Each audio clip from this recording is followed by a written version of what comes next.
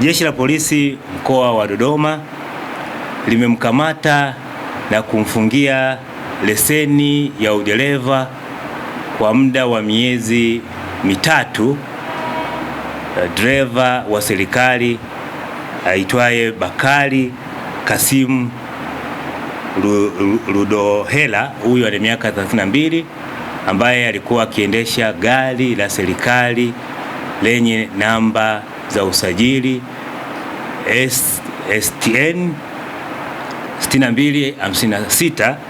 Hii ni mali ya serikali. Hii ni aina ya gari ya Toyota Land Cruiser, baada ya kuvunja sheria za usalama barabarani. Dereva huyo mnamo tarehe 1 mwezi wa 4 mwaka 2025 katika eneo la Kionda Darajani lilopo mkoa wa Morogoro alisimamishwa na askari wa kikosi cha usalama barabarani kwa kosa mara baada ya kufanya kosa au kutenda kosa la kuyapita magari mengine eneo ambalo aliruhusiwi kisheria.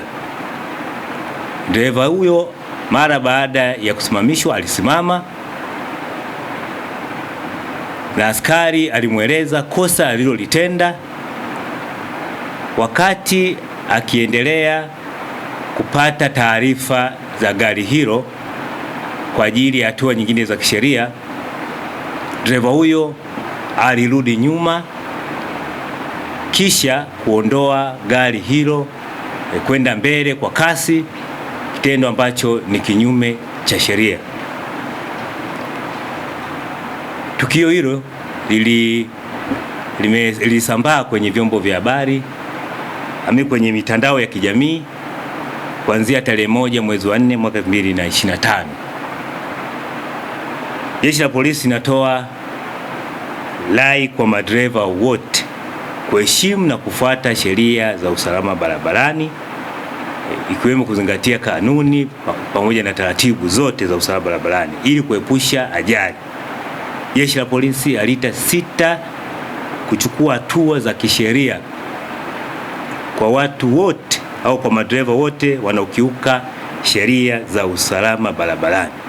Asanteni sana.